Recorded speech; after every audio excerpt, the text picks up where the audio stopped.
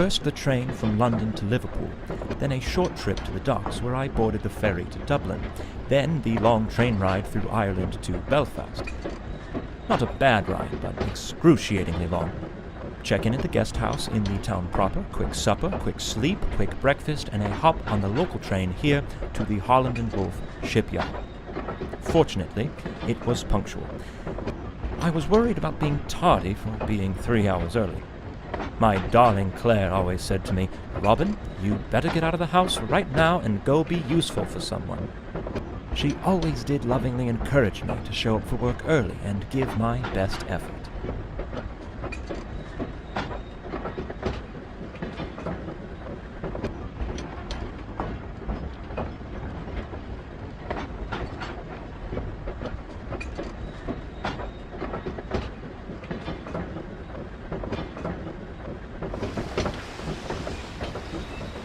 Titanic is likely no different from the Olympic. They're structurally identical. The Olympic underwent these trials months ago, so this should be a simple repeat.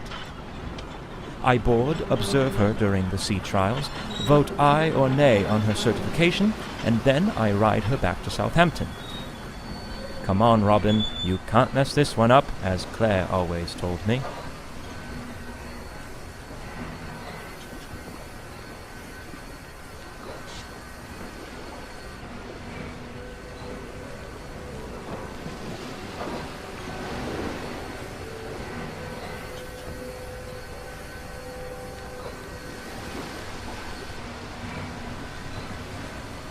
Let's look at the positive. The weather broke, and now I've been given the opportunity to board the Titanic advance of the trials. This gives me a bit of time to really admire the beauty of the ship before I have to scrutinize every last aspect of her functionality.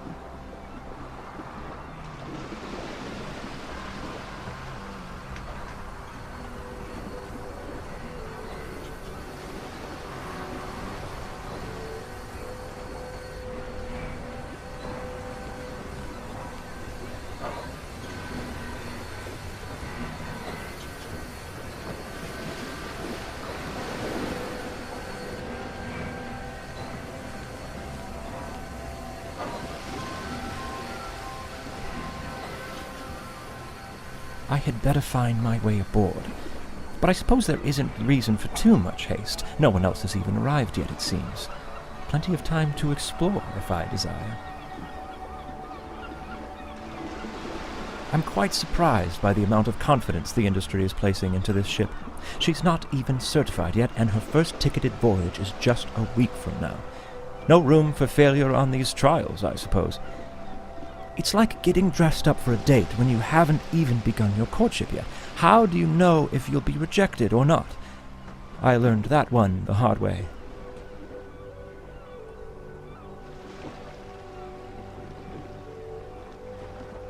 Belfast Lough is beautiful, with the hills around it and the morning fog. It reminds me of what I always imagined Puget Sound would be like. A man sure can make a living out in Seattle, if he can hold off the plague.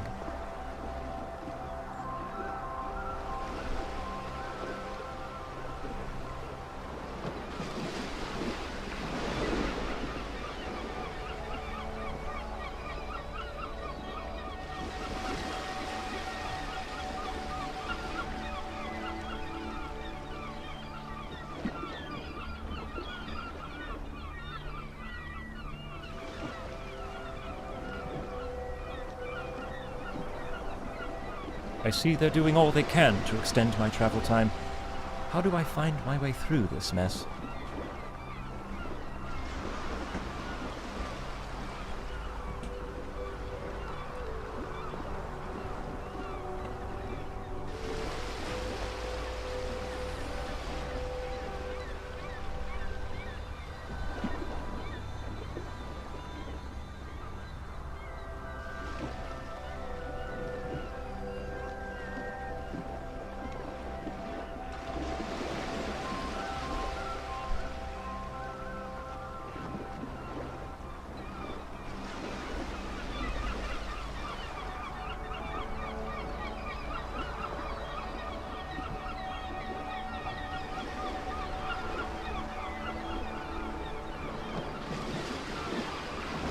Another dead end in life.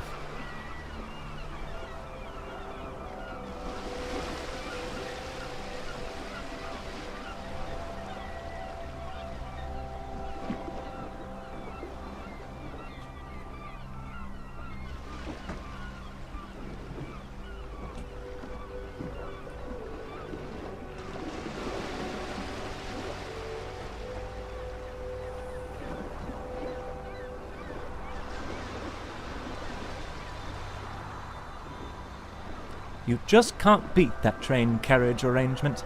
It really stretched my cognitive abilities. People simply aren't stimulated enough these days.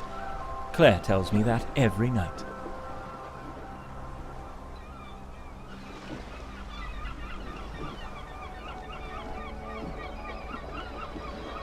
Since the aft gangway is blocked, I'll board here through the first class.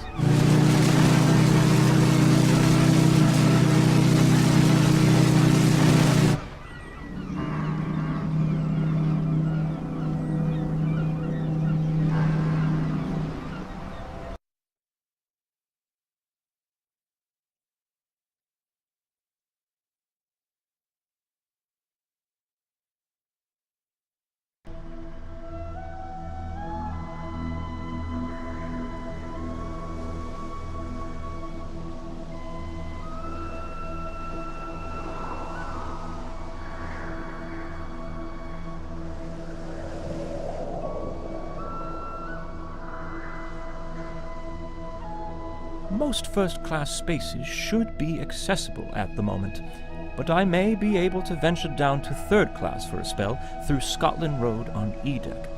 I believe I'm boarding before anyone else. Robin, right now you're the most handsome man on the Titanic.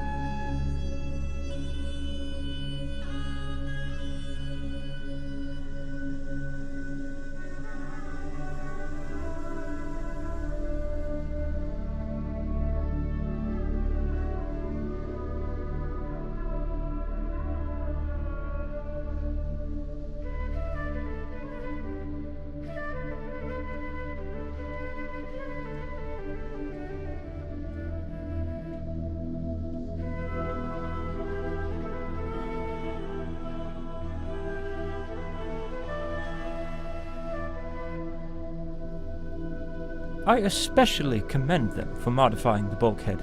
I never cared much for what was on the Olympic.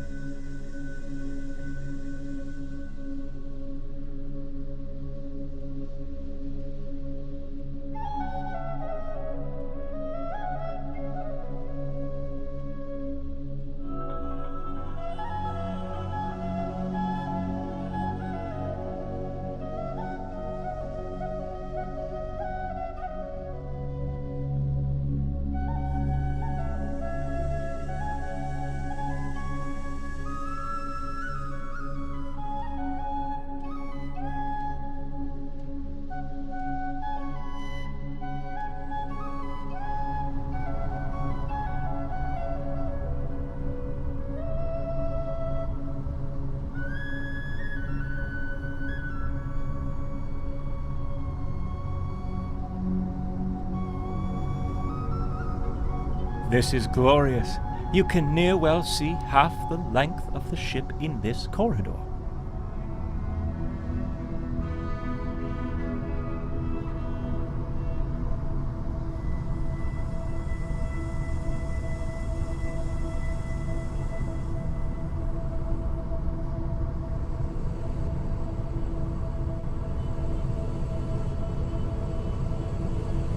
Oh dear, the door is open. Perhaps I'm not supposed to look in here, but I can't pass up this opportunity for a little adventure. Oh, if Claire were here now to see me being so daring. It's quite hot here. Where are the workers, though? Well, I suppose they're likely firing up the other boiler room.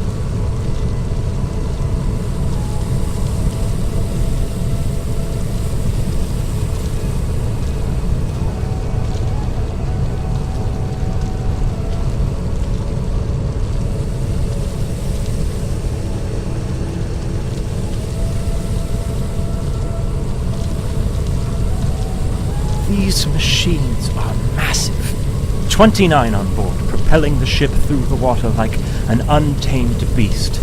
I anxiously await their performance during the sea trials shortly. Finally free and not held back from anything. No Mr. Tundry in sight. Just freedom.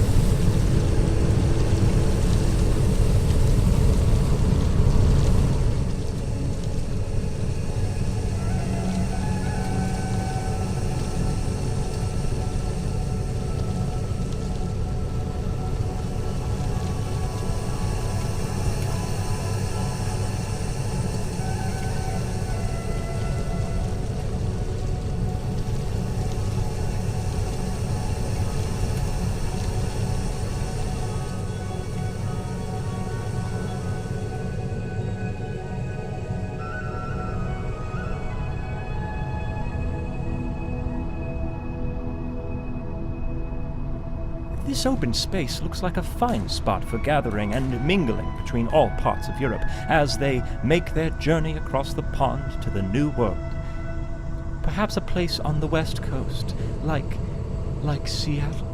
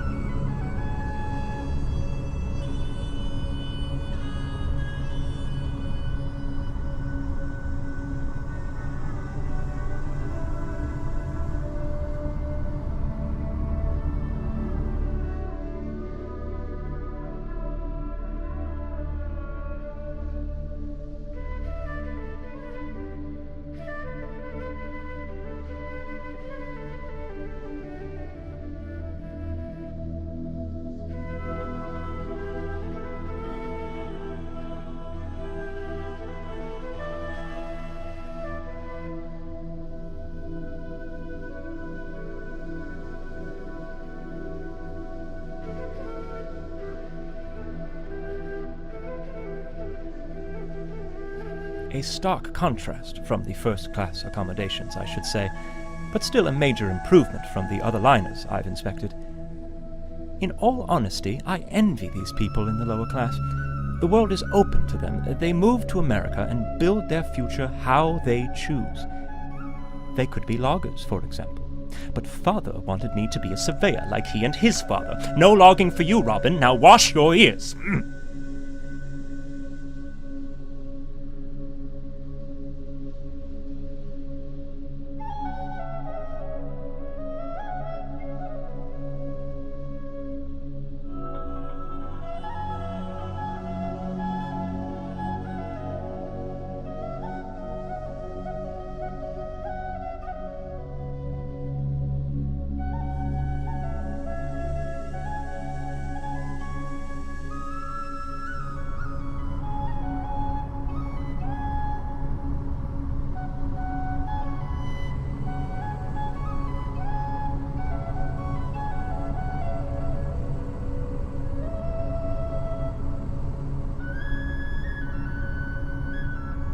On down to the food stores, crew compartments, and stern of the ship.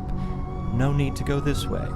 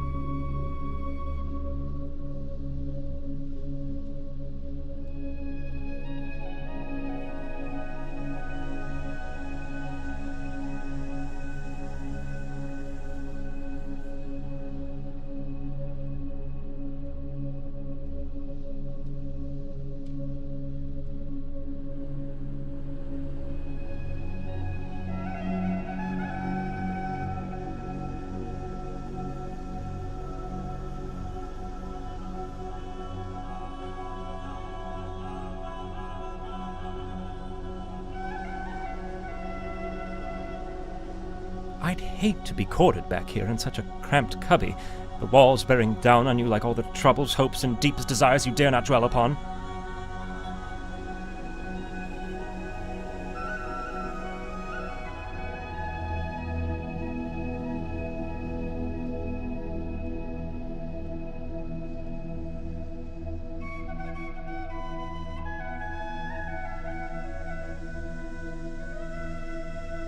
A nice Arabian motif with cooling colors as passengers relax after their time in the baths. But what a poor state these workers left it in.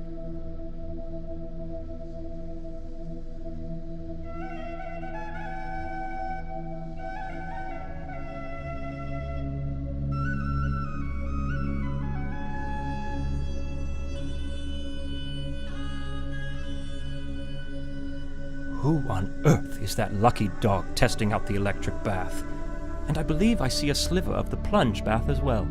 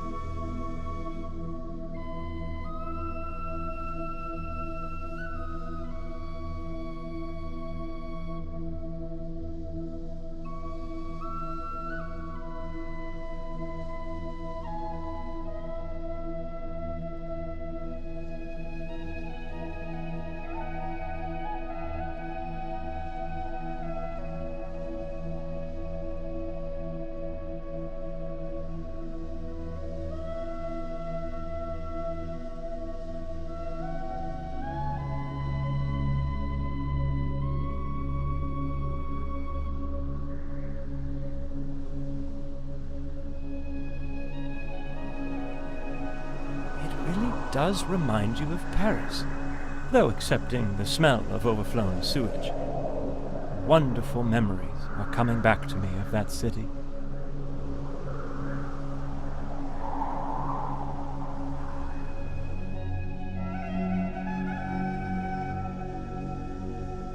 Odd that this room would have its tables already set. Mr. Gotti hasn't even boarded yet. Oh well, top marks for presentation.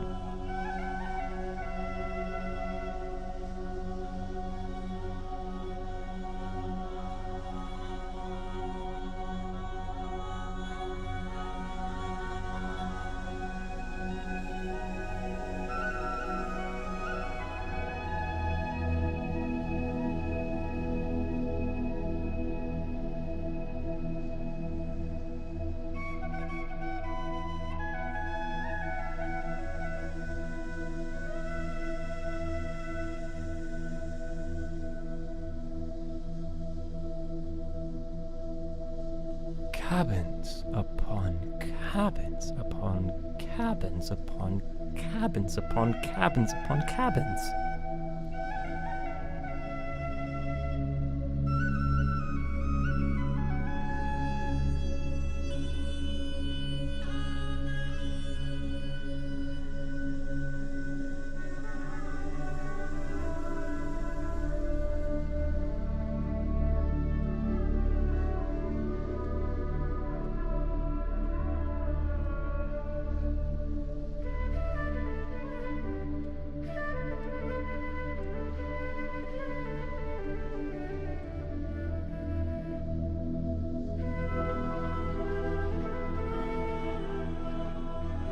The lifts are out of order. That's fine. Real men don't take lifts. Lifts are for women, Claire says. Robin, take the long way up.